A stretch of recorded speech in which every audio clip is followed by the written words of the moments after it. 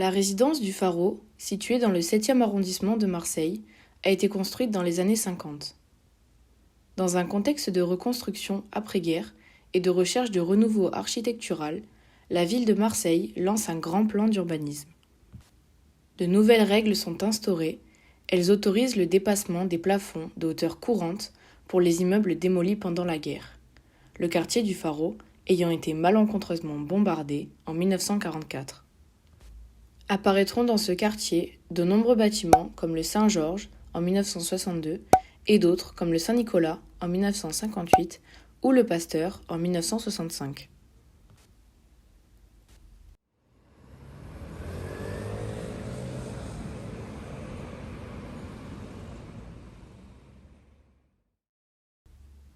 La résidence du Pharaon a été construite par l'architecte André Devin en 1956. André Devin, élève de l'atelier Bigot à Paris, étudie à l'École des Beaux-Arts et obtient son diplôme d'architecte en 1928.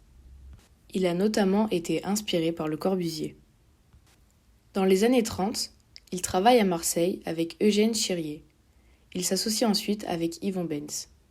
Ensemble, ils réalisent dès l'après-guerre de nombreuses opérations de logement. Avant la réalisation de la résidence du Pharaon, ils ont signé ensemble le Sulphur City en 1954 et plus tard, en 1973, le Riviera, immeuble de 100 logements dans le 5e arrondissement.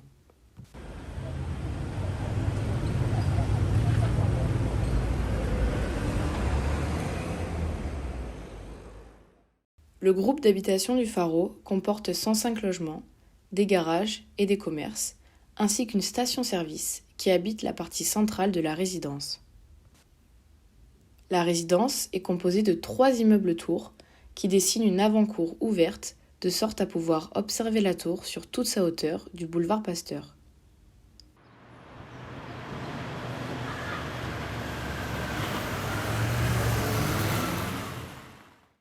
Le bâtiment, qui se situe plus au sud, forme un angle en équerre avec les 3 cages d'escalier.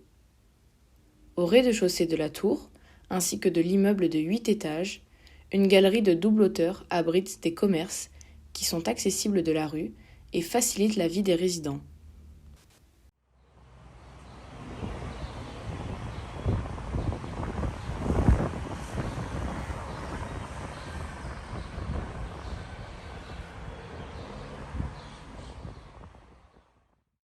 La tour, établie sur un plan en H, est composée de 6 appartements par étage qui entourent une circulation centrale.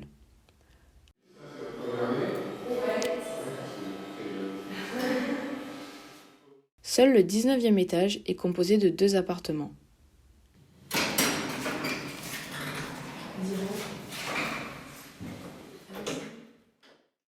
Et qu'est-ce qui vous a donné envie d'habiter ici plutôt qu'ailleurs? Voir la mer. Ça fait 40 ans qu'on habitait à Marseille. Bon, je ne suis pas marseillaise, je suis d'Avignon, mais mon mari est de Marseille. Et au moment, je me dis, il faudrait quand même voir la mer parce que j'aime ça.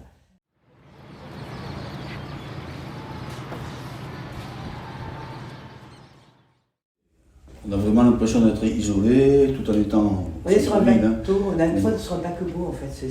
Au Vieux-Port, donc ça me Depuis convient pas. 10 ans, 12 ans, le Vieux-Port s'est amélioré quand même. On a eu cette capitale de la culture en 2013 qui a fait que. On a vu le Mucem. On a vu le Mucem se construire, ça c'était magnifique.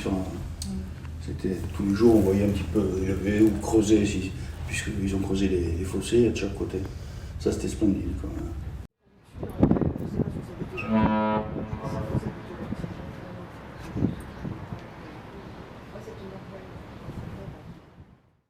Magnifique, je ne sais pas si vous l'avez vu, c'est la maison de Deleuze. Deleuze, ça a été le créateur de la Comex, qui a une maison sur pilotis.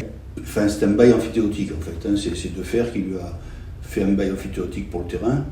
Et il a construit cette maison sur pilotis, c'est fabuleux. Ce petit bord de mer qui rentre juste devant chez lui, de temps en temps, il y a un bateau de avant, il y avait un bateau de la Comex qui se garait devant. Il n'y a que les gens de l'immeuble qui peuvent le voir ça.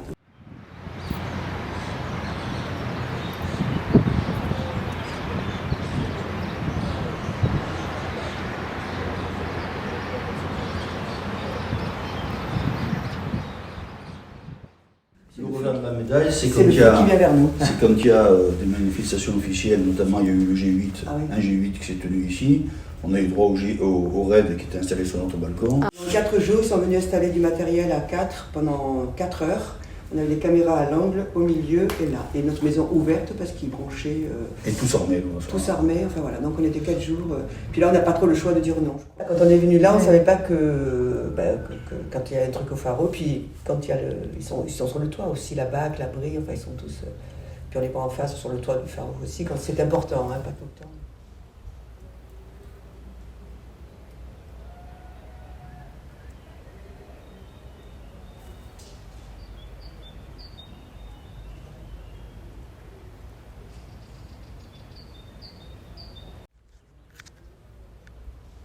Le dernier étage donne accès au toit de la résidence, qui offre une vue panoramique sur l'ensemble de la ville de Marseille.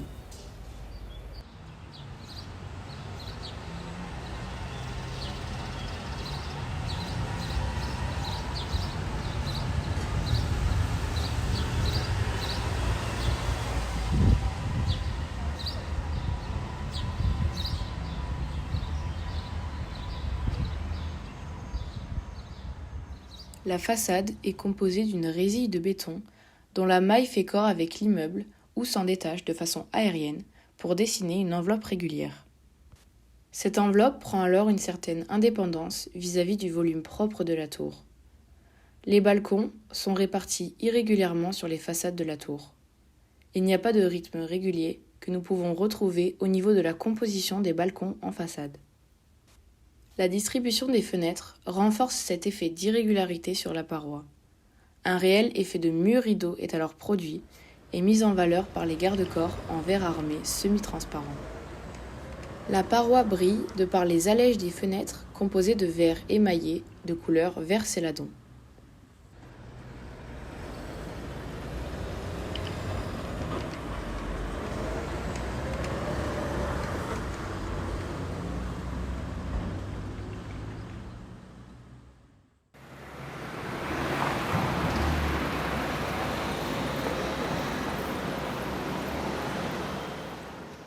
La rue Papetti, qui donne sur la plage des Catalans, est visible de la partie ouest de la structure.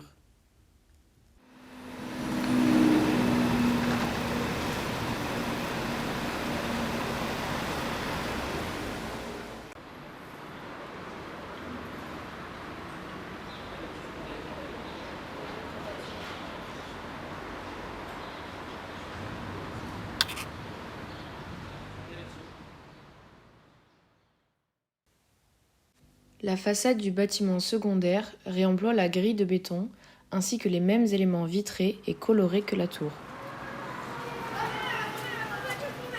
Le rez-de-chaussée est consacré à la galerie commerciale, initialement répartie sur 2 étages, les commerces étant une preuve de modernité.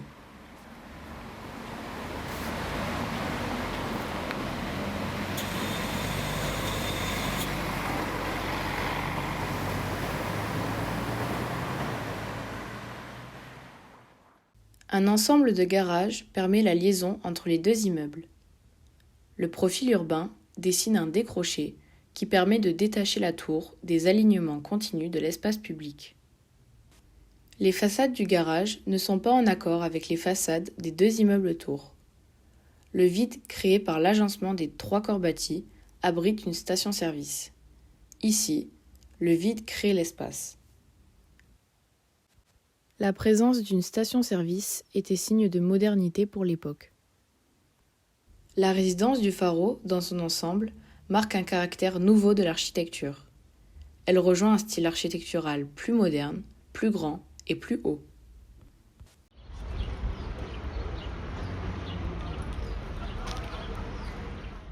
Au-dessus du Vieux-Port, la résidence du pharo se situe entre le boulevard Charles-Livon, donnant vers la plage des Catalans, l'avenue Pasteur et le fort Saint-Nicolas. Ces avenues font partie des principales rues du quartier du pharo. Elles profitent de la présence de la mer et de son littoral à proximité.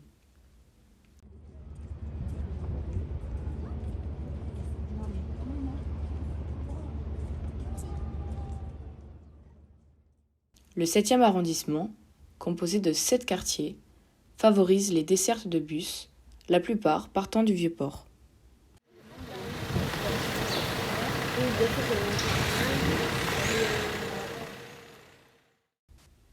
La résidence du Pharaon, emblématique de Marseille, domine le centre-ville et participe à façonner le paysage de la cité phocéenne.